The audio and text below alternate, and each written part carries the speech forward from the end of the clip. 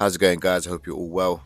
Day one, my first upper body day, and today we'll only be covering the reverse grip bench press. I did set up to record my seated shoulder press today. It was supposed to be bent over rows, but I forgot my straps. And annoyingly, I didn't press record. So, yeah, basically, let's just pretend that I didn't do my second compound movement of the day. I failed it anyway, so yeah, I guess it was a blessing in disguise. So we start things off with my first warm-up set. So this is just empty bar.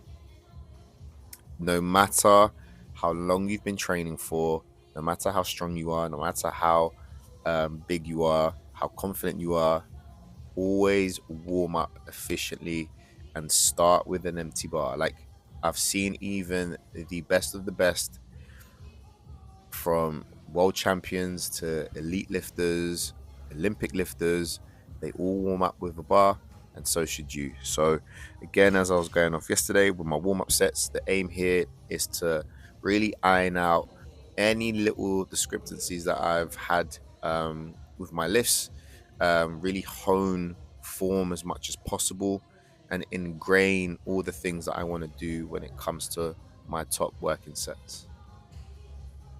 So now we're on to 50 kilos. And this is something that I do personally.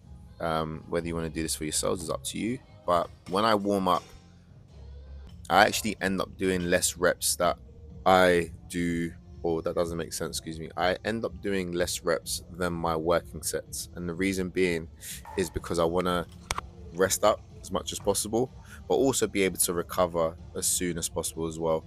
I don't want to over fatigue myself a lot of times, because a lot of times people will think that, because they're doing 10 reps, then all warm-up sets must be 10 reps. For me, I tend to do the reverse. I do less leading up to my top working set, and then I do the amount of reps that has been given. So now we get onto my last working set. So this was 90 kilos. And to give you a layout of how I warmed up today prior to my working sets, it was empty bar, then I did 50 kilos, then 70 kilos, and now 90 kilos. And again, this was for 3 reps. Nice and easy.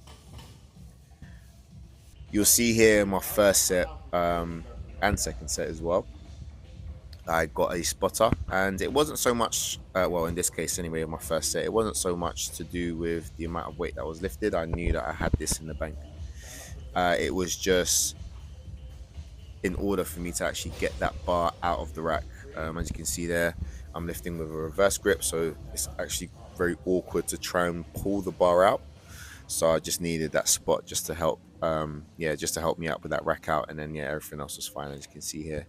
So this was my first set of 2, 6 reps, and this first set was 110 kilos. Now the aim here was again 6 reps at 130 kilos, and again needing that spot.